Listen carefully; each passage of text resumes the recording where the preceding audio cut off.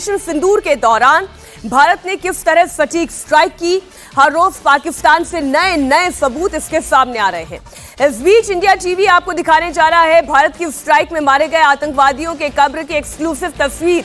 बहावलपुर में मारे गए आतंकवादियों के कब्र की तस्वीर सामने आई है। तस्वीर में 21 आतंकवादियों की कब्र नजर आ रही है।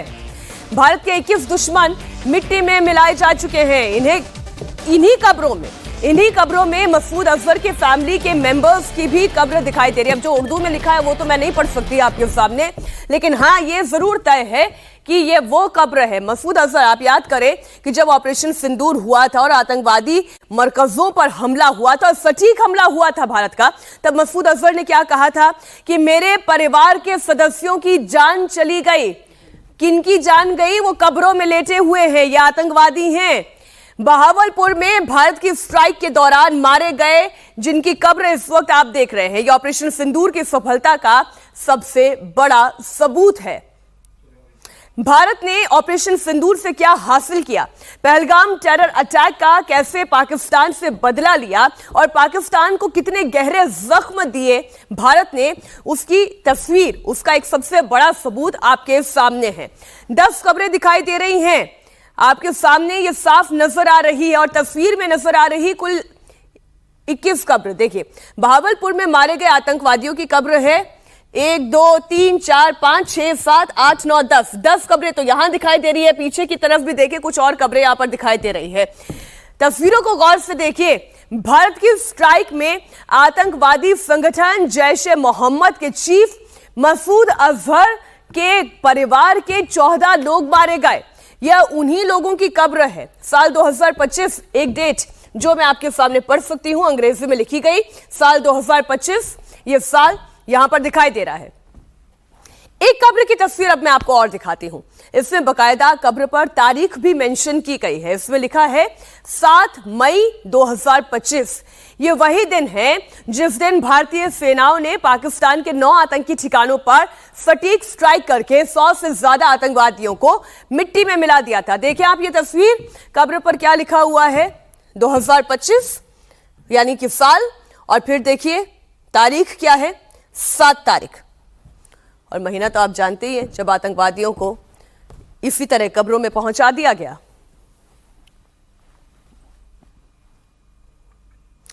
अब आतंकवादियों की कब्र की तस्वीर तो हमने आपको दिखाई। आपने देखा कि भारत की कैसे एक एक स्ट्राइक कामयाब हुई और न सिर्फ आतंकवादियों के मरकज बल्कि साथ ही साथ पाकिस्तान के एयरबेस को वो नुकसान पहुंचा जिसे पाकिस्तान खुद इंटरनेशनल कम्युनिटी में कबूल कर रहा है। भारत की स्ट्राइक में 100 से ज्यादा आतंकवादी मारे गए, लेकिन फिर भी लश्कर को चैन नहीं है। लश्कर के नए नए आतंकी कैमरे पर फिर से भारत को धमकी देते हुए नजर आ रहे हैं। पाकिस्तान में लश्कर के नए आतंकवादियों की नई लोकेशन ट्रेस हुई है। लश्कर के आतंकवादी पाकिस्तान में खुलेआम मजमा लगा रहे हैं। लश्कर के दर्जन भर से ज्यादा आतंकी भारत के खिलाफ हेट स्पीच दे रहे हैं। आतंकवादियों की नई लोकेशन फैसलाबाद में मिली है। आतंकवादियों के अटैक वाली धमकी का नया वीडियो सामने आया है। आतंकी मंच से भारत को धमकी दे रहे हैं और लश्कर की जमात उसका वीडियो बना रही है। उसे सोशल मीडिया पर पोस्ट किया जा रहा है। पाकिस्तान की आवाम को भारत के खिलाफ भड़काने की कोशिश की जा रही है। सबसे पहले आपको लश्कर आतंकी कारी मोहम्मद याकूब शेख का जहरीला भाषण सुनाती हूं। ये ग्लोबल आतंकवादी है, हाफिज सईद का बड़ा करीबी है, और कितना करीबी है वो तस्वीरों को देखकर आप समझे। कारी मोहम्मद याकूब शेख हाफिज सईद के साथ घूमता है। पाकिस्तान की पॉलिटिक्स में पैर जमाने के लिए वो प्रेस कॉन्फ्रेंस करता है। प्रेस कॉन्फ्रेंस के दौरान उसके पीछे हाफिज सईद की तस्वीर होती है। एक और तस्वीर अब मैं आपको दिखाती हूं। कारी शेख आतंकवादी अमीर हमजा के साथ भी नजर आता है। कारी शेख अमीर हमजा का बेहद करीबी माना जाता है। अब आप इनका बयान भी सुन लें। मोदी तू कहता है ये सिलसिला बंद करो, जिहाद क़यामत तक जारी रहेगा। हिंदुस्तान तेरा इलाज, इसके अलावा और कोई नहीं। तेरा वतन वतन अजीज पाकिस्तान हिंदुस्तान के तकब्बुर और गुरूर को, उनकी रऊनत को मिटाने के लिए बनाया गया है। ये एटम बम और हमारी मिसाइल टेक्नोलॉजी और हमारे मिसाइलों की रेंज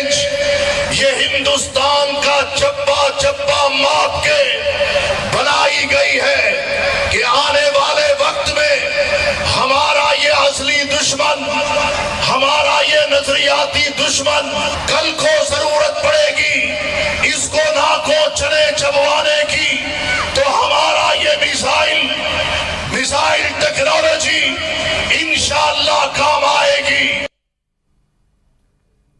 नरेंद्र मोदी ने यह बात कही कि पाकिस्तान के जवानों को मैं ये कहना चाहता हूं कि वो आराम से रोटी खाएं, वरना मेरे पास गोली तो है। तेरी गोली तू उसे मुंह में डाल के चूसता रहे, तू हमें गोली की धमकी देता है। तेरे मिसाइल कुछ नहीं कर सके, तेरे राफेल भी कुछ नहीं कर सके। मजे ले लेके तुझे टारगेट किया है और मैं तुम्हें मशवरा देता हूं, जिस गोली की तू हमें धमकी देता है उसे रख के तू हिंदुस्तान की खैर बना। इसी हिंदुस्तान में इंशाअल्लाह अब कई पाकिस्तान बनने वाले हैं। हिंदुस्तान तो मिट के रहेगा। वक्त आ चुका है पाकिस्तान का नजरिया, पाकिस्तान का जोग्राफिया इंशाअल्लाह अब फलेगा, फूलेगा और इसके अंदर वुसअतें आएगी हिंदुस्तान के सुकड़ने और पाकिस्तान के फैलने का वक्त आ चुका है। लश्कर की आतंकी भारत के खिलाफ जिहाद की तैयारी कर रहे हैं। जिस समय अमीर हमजा लाहौर के पास कसूर में भारत पर हमले की बात कर रहा है, ठीक उसी वक्त कसूर से 200 किलोमीटर की दूरी पर फैसलाबाद में कारी मोहम्मद याकूब शेख भारत के खिलाफ जिहाद की धमकी देता है। हिंदुस्तान ना कल हमारा मुकाबला कर सकता था, ना आज हमारा मुकाबला कर सकता है। और अगर इसने पाकिस्तान पर दोबारा हमले की जुर्रत की तो ये बात याद रखे, पाकिस्तान के पास फिर ऐसे ऐसे एटमी हथियार हैं, जब वो चल गए तो 200 साल तक न हिंदुस्तान में फसल होगी, न आगे इसकी नस्ल पैदा होगी। हिंदुस्तान तुझ पर टूट पड़ेंगे ये नौजवान। तू इन नौजवानों को धमकी देता है कि रोटी खाओ वरना मेरे पास गोली है। तुझे ये नौजवान बताएंगे, हमारी यूथ बताएगी, पाकिस्तान के तालीमी इदारों के जवाब बताएंगे, तुझे ये बताएंगे होता क्या है, तुझे बताएंगे गोली होती क्या है। नरेंद्र मोदी तू इन जवानों को धमकी देता है, इंशाअल्लाह दिल्ली में यही नौजवान रहे। बार बार तू कहता है पानी बंद कर दूंगा, पानी बंद कर दूंगा। मैं तुझे कहता हूं तू बंद करके देख, इंशाअल्लाह अजीज मकबूजा कश्मीर 6 दरियाओं समेत हम लेके रहेंगे। अगर तू पानी बंद करेगा तो हम तेरी इंशाअल्लाह, ये सुन लो, वक्त आ चुका है। इतनी लंबी लंबी फेंकते हैं, लपेटने वाले थक जाएंगे, लेकिन इनका फेंकना बंद नहीं होगा। फैसलाबाद में लश्कर के एक एक आतंकी का चेहरा भारत की खुफिया एजेंसियों ने पहचान लिया है। फैसलाबाद के जिहादी मंच पर लश्कर का एक और आतंकी शफीकुर रहमान भी मौजूद था। इससे लश्कर के सियासी विंग में बड़ा पद मिला हुआ है। शफीकुर रहमान इस्लामाबाद में लश्कर तैयबा की पॉलिटिकल विंग PMML का अध्यक्ष है और इसकी बोली बिल्कुल हाफिज सईद जैसी है। फैसलाबाद के ऊपर ड्रोन आ रहे हैं, लाहौर के ऊपर ड्रोन आ रहे हैं, पाकिस्तान के अंदर तक ड्रोन आ गए। फिर क्या चीज काम आई? जिन्होंने आगे बढ़े मुल्क का दिफा किया, भाई यहाँ पे इस्लाह की जरूरत है। मोदी ने एक बात कही, आखिर में अर्ज कर दूं, मोदी ने बात कही गुजरात में गुफ्तगू करते हुए अवामे पाकिस्तान, उसने ये बात कही कि पाकिस्तान की अवाम या रोटी खा लो या मेरी गोलियां खा लो। ये कहा ना उसने, सुना आपने तो सुन लीजिए, और मोदी सुन ले तू भी। हमारे रिस्क का जिम्मा तो मेरे रब के पास है, तेरे पास नहीं है। और हमारा रिस्क फतह 2 के नीचे है, हमारा रिस्क गौरी और बाबर के नीचे है, हमारा रिस्क एटॉमिक एसेट्स के साथ है। इंशाल्लाह तुझसे डैम भी छीन लेंगे, तुझसे फैक्ट्रियां भी छीन लेंगे। ये हिंदुस्तान अब इसकी तो खैर मना ले। पाकिस्तानी जाग गए, पाकिस्तानी मुत्तहिद हो गए। पाकिस्तान के फैसलाबाद में जुटे लश्कर के आतंकवादियों की इस लिस्ट में कई और नाम भी शामिल हैं। लश्कर के आतंकी जाहिद महमूद कासमी, रिजवान महमूद, अब्दुल समद, शेख फयाज अहमद भी फैसलाबाद के इसी मंच पर नजर आए और भारत के खिलाफ उन्होंने जमकर जहर उगला। मोदी ने अब पाकिस्तान पर हमला किया, हिंदुस्तान को जवाब देना चाहते हैं। जिसने ये कहा कि मैं तुम्हारी रोटी बंद कर दूंगा, या रोटी खाओ या गोलियां खाओ, हम उनको बताना चाहते हैं इंशाअल्लाह हम भी नारा तकबीर लगाकर मुशरक हिंदू को शिकस्त देंगे। ये ललकार कि हमने तैयारी कर रखी है, कोई दुनिया की ताकत पाकिस्तान को अनडू नहीं कर सकती। इस तैयारी के साथ, इस वादे के साथ, इस ललकार के साथ, अल्लाह के हुक्म के साथ हमने तैयारी कर रखी है। इस पर खून बहाने के लिए और दुश्मन का किला कबा करने के लिए हम सब तैयार हैं, हम सबको तैयार रहना है। हिंदुस्तान जो क्या क्या किया नहीं लगा रहा था, अरे जालिम अभी तूने देखा ही क्या है। अभी तो वो सब चीजें, वो सब जुर्रतें, वो सब हथियार जो अल्लाह रब्बुल आलमीन ने पाकिस्तानी अफवाज को अता कर रखे हैं, वो तो अभी इस्तेमाल में ही नहीं लाए गए हैं। आइए अब आपको लश्कर के ही आतंकी अब्दुल समद की तकरीर भी सुनाती हूँ, जो ग्लोबल आतंकी हाफिज सईद को अपने दिलों का फील्ड मार्शल बता रहा है।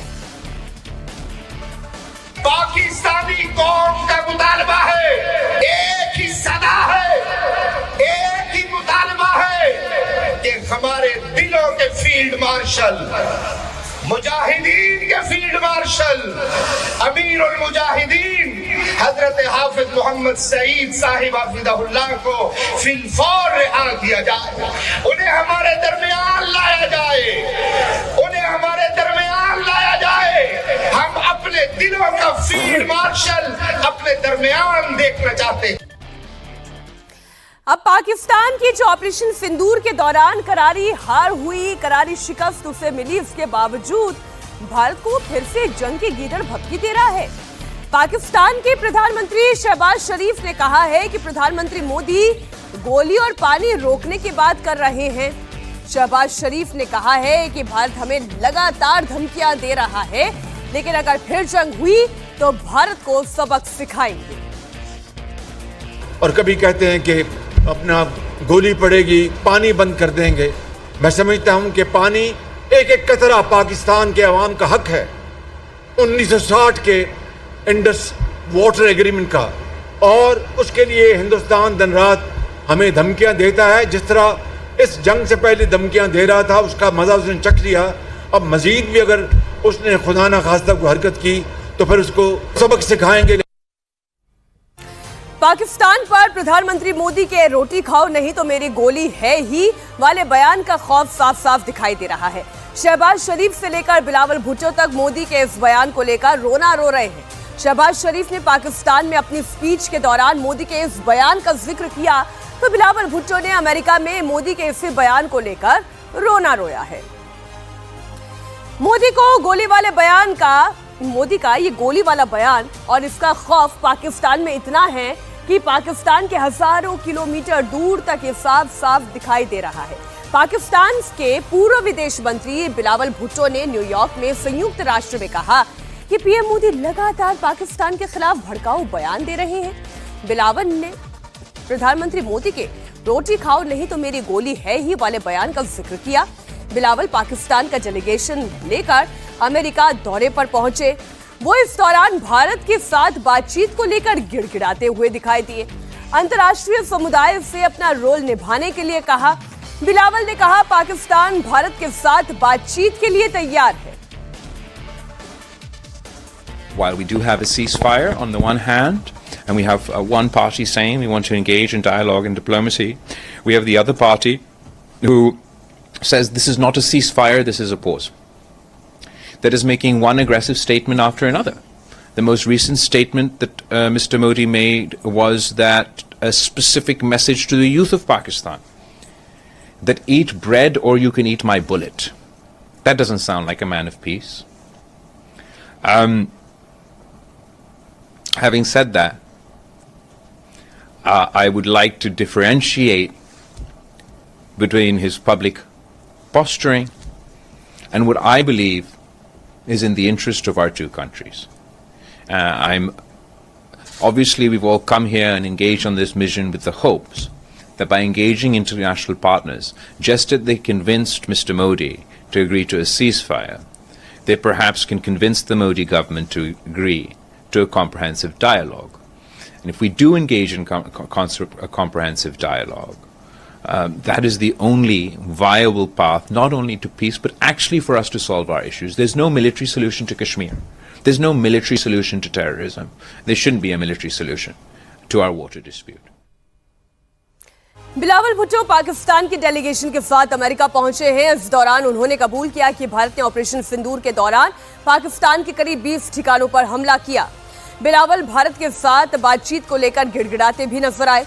उन्होंने कहा कि पाकिस्तान सभी मुद्दों पर भारत के साथ चर्चा के लिए तैयार है। अंतर्राष्ट्रीय समुदाय अपना रोल निभाए और भारत के साथ तनाव कम करने में दखल दे। बिलावल भुट्टो अमेरिका में हैं, पाकिस्तान पर भारत के हमले के सबूत दिखा रहे हैं, भारत के हमले के बारे में डॉजियर सौंप रहे हैं। तो वहीं शशि थरूर के नेतृत्व में भारत का डेलीगेशन भी अमेरिका पहुंच चुका है। भारत का डेलीगेशन अमेरिकी सांसदों के अलावा एक्सपर्ट से मुलाकात करेगा। ऑपरेशन सिंदूर को लेकर भारत का स्टैंड क्लियर करेगा। इस दौरान शशि थरूर की कई अमेरिकी थिंक टैंक से भी मुलाकात होनी है। थरूर के नेतृत्व में यह डेलीगेशन गयाना, पनामा, कोलंबिया और ब्राजील के बाद अमेरिका पहुंचा है। थरूर के नेतृत्व वाला भारतीय डेलीगेशन अपने दौरे के आखिरी चरण में अमेरिका पहुंचा, तो बाकी डेलीगेशन का भारत लौटना जारी है। रविशंकर प्रसाद के नेतृत्व वाला डेलीगेशन भी अपना दौरा पूरा करके वापस लौट रहा है। इससे पहले रविशंकर प्रसाद ने पाकिस्तान पर जोरदार अटैक किया। रविशंकर प्रसाद ने कहा कि उनके डेलीगेशन ने पाकिस्तान में जिहादी, आतंकी और सेना के गठबंधन को दुनिया के सामने बेनकाब किया। आतंकवाद एक बहुत ही चिंताजनक बात है और उन्होंने स्पष्ट रूप से कहा कि आज दुनिया को इसके बारे में एक रूप से सोचने की जरूरत है। 9/11 के बाद तो और घटनाएं होती रही हैं। ओसामा बिन लादेन तो पाकिस्तान में ही पकड़ा गया था। तो ये जो जिहादी और आतंकवादी और पाकिस्तानी सेना के नेता, इसका जो ट्रायंगल है, इसको समझने की ज़रूरत है। तो बहुत लोगों ने उस पर समझा, चर्चा किया, सराहना भी हुई। यही हमारी कोशिश है। इस बीच ऑपरेशन सिंदूर को लेकर बड़ा खुलासा हुआ है। भारत के ऑपरेशन और पाकिस्तान को हुए नुकसान के एनालिसिस से सामने आया है कि भारत ने ऑपरेशन के दौरान पाकिस्तान के 6 फाइटर जेट गिराए, साथ ही पाकिस्तान के एक C-130 ट्रांसपोर्ट एयरक्राफ्ट को तबाह किया। भारत ने पाकिस्तान के ड्रोन हमलों को किस तरह तबाह किया, इसका सबूत तो पूरी दुनिया ही देख चुकी है। अब यह सबूत भी मिला है कि ऑपरेशन के दौरान भारत की मिसाइलों ने पाकिस्तान के 10 मिलिट्री ड्रोन्स मार गिराए। पाकिस्तान को 2 बहुत महंगे एयरक्राफ्ट का भी नुकसान हुआ है। इस बीच राहुल गांधी फिर पाकिस्तान में हेडलाइंस बन गए हैं। राहुल गांधी का बयान पाकिस्तान मीडिया में सुर्खियां बना हुआ है। राहुल गांधी ने कल सीजफायर को लेकर प्रधानमंत्री मोदी पर अटैक किया था। राहुल गांधी ने कहा कि ट्रंप के एक फोन के बाद प्रधानमंत्री मोदी ने सरेंडर कर दिया। उनके इसी बयान के बाद पाकिस्तान मीडिया कह रहा है कि राहुल गांधी ने ऑपरेशन सिंदूर का मजाक उड़ाया है। बीजेपी आरएसएस वालों को अब मैं अच्छी तरह जानता हूं। इन पर थोड़ा सा दबाव डालो, थोड़ा सा धक्का मारो, डर के भाग जाते हैं ये लोग। जैसे उधर से ट्रंप ने एक इशारा किया, फोन उठाया, नरेंद्र सरेंडर, और जी हजूर करके नरेंद्र मोदी जी ने ट्रंप के इशारे का राहुल गांधी के इस बयान पर बीजेपी ने पलटवार किया। बीजेपी सांसद संबित पात्रा ने कहा कि राहुल गांधी नेता बनने लायक फिट नहीं है। उन्होंने सेना का अपमान किया, सरेंडर जैसे शब्द का प्रयोग किया। भारत कभी सरेंडर नहीं करता। राहुल गांधी ने मध्य प्रदेश में अपने एक भाषण के दौरान न केवल ऑपरेशन सिंदूर अपितु भारत के सेना और भारतवर्ष का घोर अपमान किया है।